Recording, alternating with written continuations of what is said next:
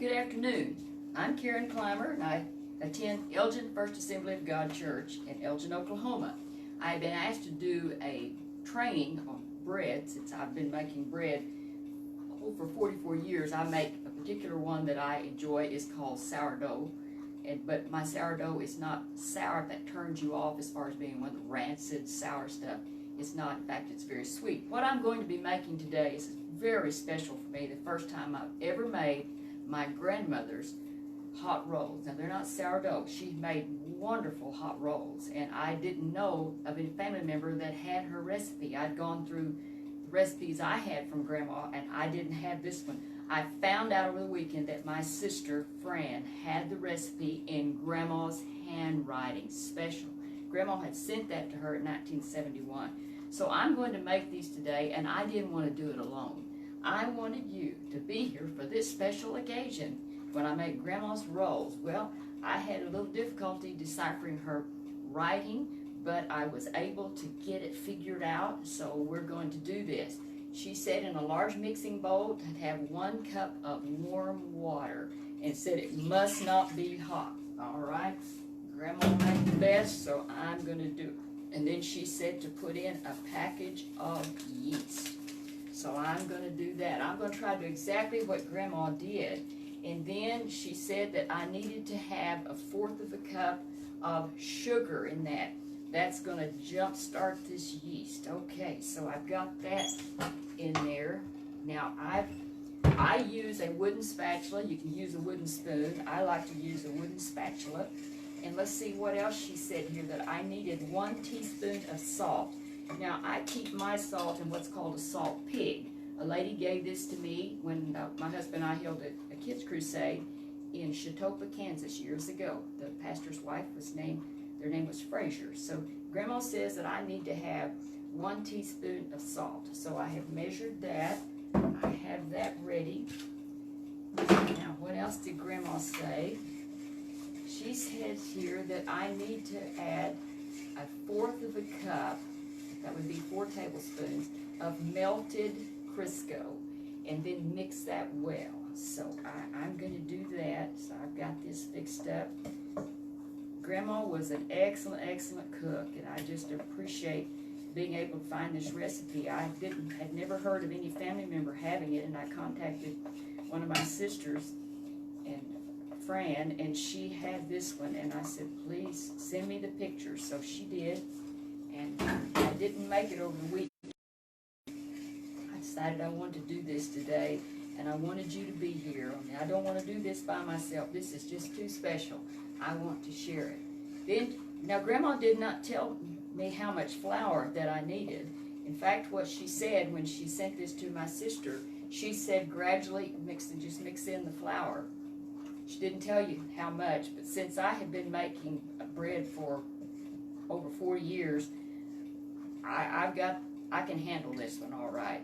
But for the person who didn't know, has never made bread, that might be a little difficult for you, I can say based on the amount of these ingredients, I think it's going to be about 3.5 cups. It looks like a batter that's going to be about the size of my sourdough rolls that I make. So I'm going to go ahead and I'm going to take a chance on this, and I'm going to see how it works out. Now, I guess you don't have to use a sifter, but I like to. I like to go ahead and use a sifter, so I know we're not going to know. I really want to check and see how much flour this was, so I've already messed that one up, but let me see if I can go ahead. That was just probably about 1/2 cup, so let me go ahead and do it this way. And let's put a cup in here, and let's see what we got here. All right. Now just do it gradual, and that, because you do not want to get too much flour. If you get too much flour, that's just like a lost cause. Forget it. And neither do you want too little flour. But what Grandma said in here, she said you needed enough flour to make this a stiff dough. So I know what a stiff dough is. That's one that's hard to turn. So it's just, I think of how my grandmother was making bread till I guess up in her 80s, and I wondered how in the world does Grandma do this, and how does she knead the bread and all. But I noticed in her recipe she doesn't use the word knead. she talks about work it down with your hand. So I believe that would have been her term for kneading. I saw another recipe like that another one of my sisters, Sharon, had sent me, that she said she thought it tasted like Grandma's rolls. It wasn't quite like Grandma's to me, but I was so happy when I found out. I had no idea that Fran had this recipe. Oh, I wanted the real deal. So I'm mixing this up. We're not there yet. I'm going to get it stirred up here good, because if Grandma was here, she would be watching me, and I would want her to. I wish I had paid attention when Grandma was doing the rolls. I don't know that I ever did see her make the rolls. If I did as a kid, I probably just didn't even pay any attention about it.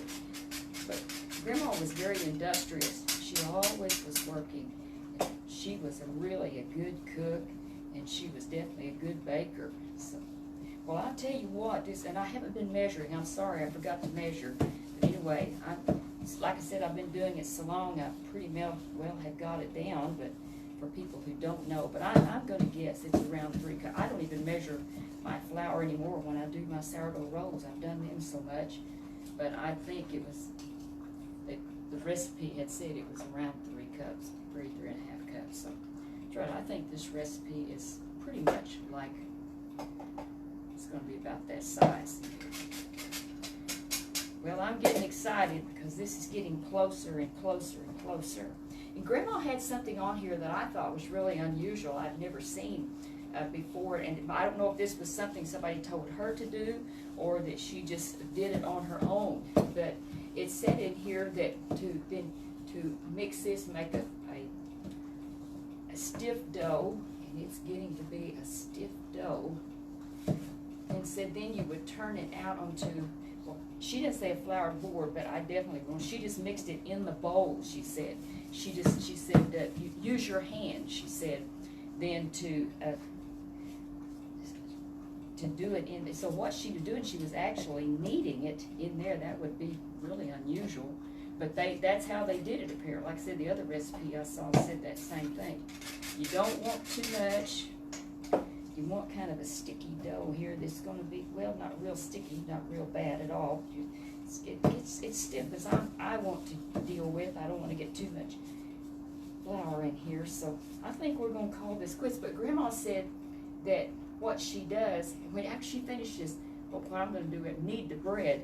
Then she pours, she said pour 2 tablespoons of melted Crisco on it. I never heard of that, but anyway, I'm gonna try to make these exactly like what Grandma had. So I'm gonna do what Grandma did. Except she didn't have a floured board, but I'm gonna do a floured board, and we're gonna knead this for 10 minutes. And I'm gonna tell you a little bit more about my grandmother. And also, I'm going to tell you about the event that we have scheduled at the church. That's why, one of the main reasons I want to do this, but I was going to do it on my personal page, but I thought, no, this could work well with what we're going to be doing, or what I'll be doing. I don't expect anybody else to bring their things unless they want to. I do have a couple of ladies that want to take some of the dough that I have when it's ready to knead, and they want to knead some bread with me. So we're definitely going to let them do that. That'll be great. So they get, like they told me, they want to get their hands in that. So that's good. All right. You see, I like to have a good floured board. You don't have to, what I don't use, it's all right. I can just put it in the sifter and put it back in. All right. Let's see here what we got. Let's get. I think this is looking good. I believe it's going to be exactly. I think Grandma would be happy with this. I feel like that she would. But if she was here and she wasn't happy, she would tell me. She would be very nice about it, because she was, as my twin sister said, Sharon said, Grandma was a wonderful cook, and she was really quite the trainer. She was really, for other things, like I said, I didn't get training on this. I didn't ever ask, but I'm sure she would have done it. She was always willing to help you learn. I appreciate having a grandmother that knew how to do things and worked and was willing to help you. You definitely couldn't call Grandma Akers lazy. No way in the world. One of the most industrious people that I ever knew. All right, I think this is looking good. make a small amount. It's going to be good though. And her rolls were great, giant things. They were gorgeous. All right, we've got to get this set now. Oh, and you see the flowers? George got those out of his flower garden for me. He brings those in to me just about every day or two or three, and I always appreciate them. They're nice. It's very thoughtful of him to do that. Let's move this over here. Now I've got the recipe here, and I always time mine. I want to make sure I have the exact time. You don't have to. I've done it enough that I can pretty well tell when it's ready. But let's just go ahead and do 10 minutes. What I mentioned, I wanted to tell you about my grandmother. My sweet little grandmother had really a hard life, and I know many people did back in that time. Grandma was born in the 1890s, and in 1991, she died at the age of 96. But Grandma was the oldest in her family, and I don't know how many children there were when her mother died, and Grandma Akers was left to tend to those children, help their dad. And I don't know how long that lasted, but I know that Grandma wasn't able to get much of an education. It was really sad that happened, but I know there was many people back in that time had to deal with things like that. But Grandma was very industrious. That's one thing I've mentioned that had really touched me here. But Grandma didn't get much of an education, and so when I was reading her recipe, it just touches your heart to see. She spelled the best she could and really did quite well. But when I looked at that, and I thought, I so appreciate Grandma taking the time. And I never heard her say, now I don't have a good handwriting. I never heard her complain that now I don't know how to write well. And she never said anything like that. If you needed something or wanted something like that, a recipe, she would just sit down and write it out. She wrote in rather large letters, and I looked at some of the spelling, and it took me a little while to realize what she was saying. But some of these she spelled like two words together, like pour in. But I appreciate, like I said, her taking the time to do that. And like my sister Fran said, this recipe is priceless to me.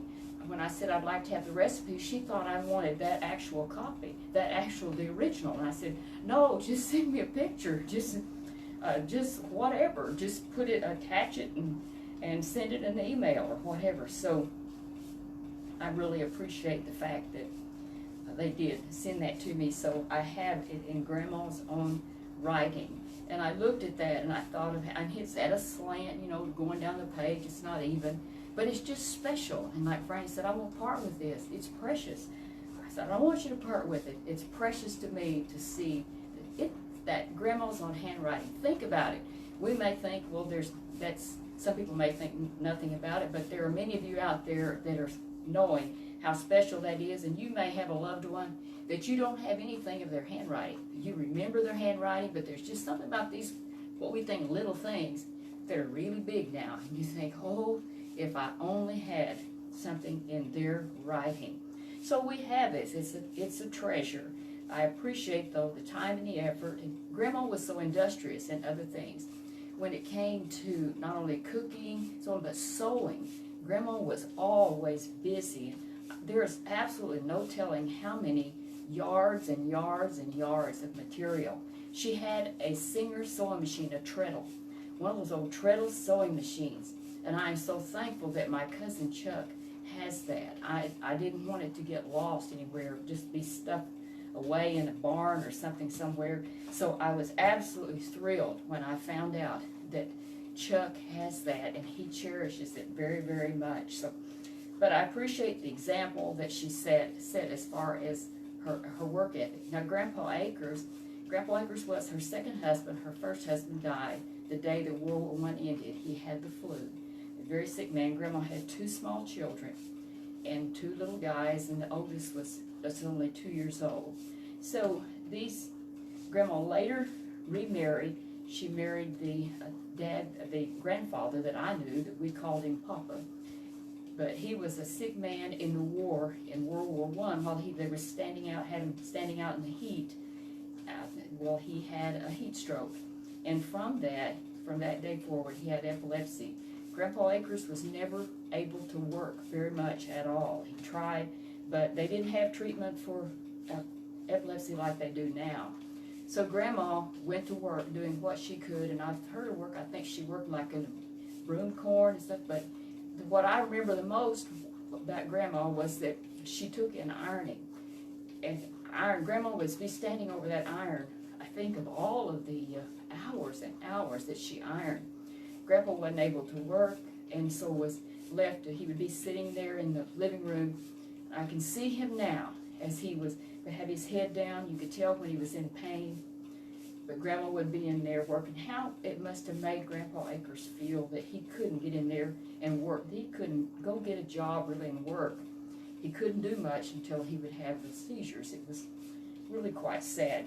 But Grandma didn't complain about it. She ironed and ironed and ironed. People loved her work. She always had such a good work ethic. So it taught me a lot to see what Grandma's example of a good, hard worker, and she did her work well. Another thing I remember that Grandma did very well was quilts. Oh my, I see people that do quilting and they put it on a sewing machine. Grandma Akers quilted by hand. I mean, she had those tiny little stitches and they were perfect. They were just perfect.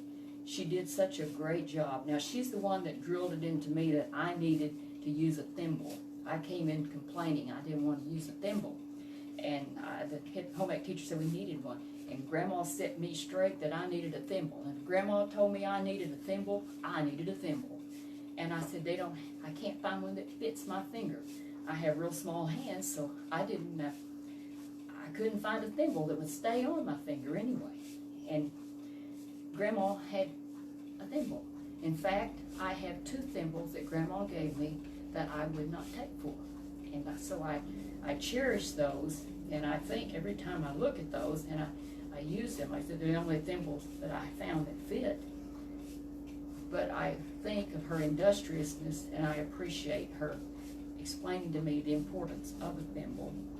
I cherish those, like I say, and I wouldn't be without them. I keep one in my sewing kit, and the other one, well, that's in my purse. I don't know if I'll need it, when I'll need it, but I'd rather have and not need it than need it and not have it. I tell you what, we've got 7 minutes going here, so I've only got 3 more, and let's see. This is looking good. I'm proud of this. This is going to turn out all right. Now, this looks like just a little bitty dab of dough, but I'm going to tell you something. This is Grandma's recipe, and Grandma's dough rise, and it's going to get so big, and I'm going to have some big old fluffy hot rolls.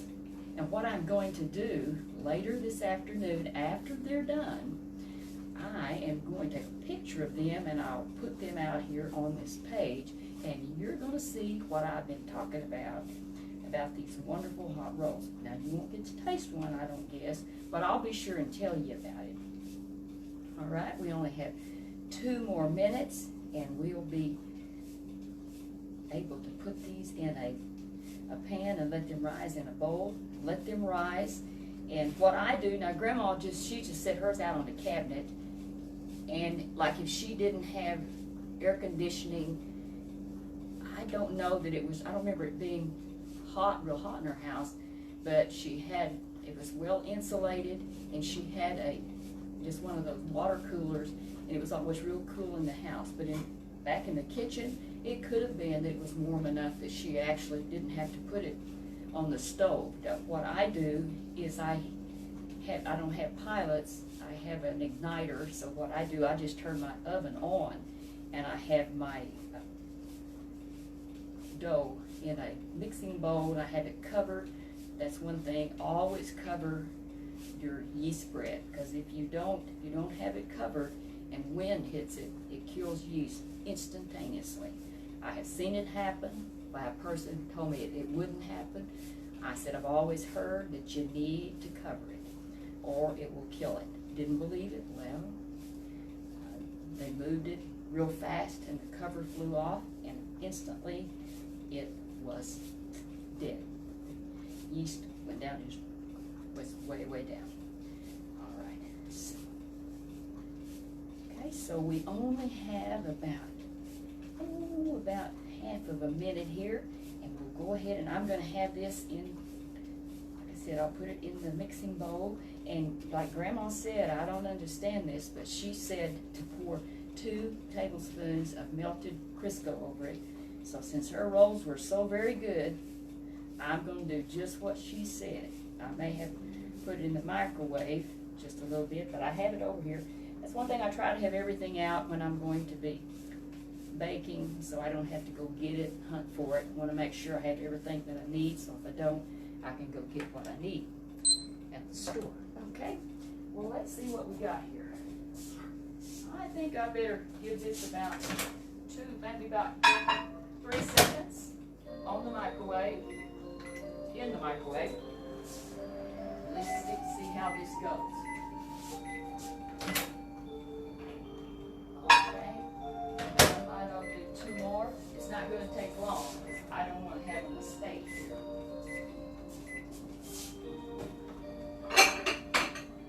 I have a big mixing bowl here that I'm going to get, because my other one is it's not clean, that I just used. Now, like I said, I don't understand it, but I know what Grandma said, and I don't want to disobey what Grandma said. This I'm going to do right quick. I'm going to put this in. She didn't know about Pam, but I do. So I'm going to check this out.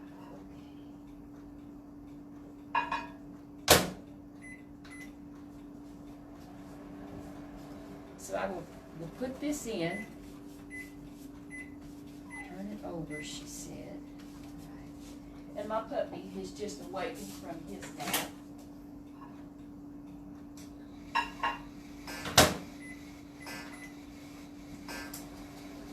It's taken longer than I thought that it would, but we will get it. It should be this time that it will work out. And Grandma said to let cover and let rise. She said, place in cover bowl and let rise about 2 hours or until doubled in size. And that has happened. I'll have it nice. Okay, this is just exactly right. Okay. So we're going to do like this. And Grandma said pour this over this, so I'm going to do it. I don't get it, but that's what she said. All right. Turn it upside down. All right. So it ought to rise really good here. So I'm going to put it right over here on the stove. I'm going to cover it. And I don't like to use just like a tea towel. I'd rather have the plastic wrap. I like that a little better. And this, I have a feeling this is going to rise double quicker than 2 hours. I just think that it will. So I've got this on here now, and I'm going to heat my oven to 250, and I'll just have this sitting on the stove, and so that I don't have any issues here to get too hot, because if you get it too hot, it's going to kill the yeast, and we don't want that, then it never would rise. I'd have to throw it out. So that completes this little session right now, and as I said, I will be back later this afternoon after these rolls are done. It would be awful to eat one in front of you, so I won't do that, but I'll tell you about it. You have an excellent rest of the day. And remember, let's go ahead and say this, on the 18th, Saturday the 18th at 10:30 at Elgin First Assembly of God, Elgin, Oklahoma, we are going to have, I've been invited to do a training session there, and I will have a sourdough starter that I will be using that day. Remember, my sourdough is sweet and good. It's not rancid, sour, like that word sour is offensive to some people. But this bread I've taken all over the United States. My husband and I used to travel in full-time child evangelism.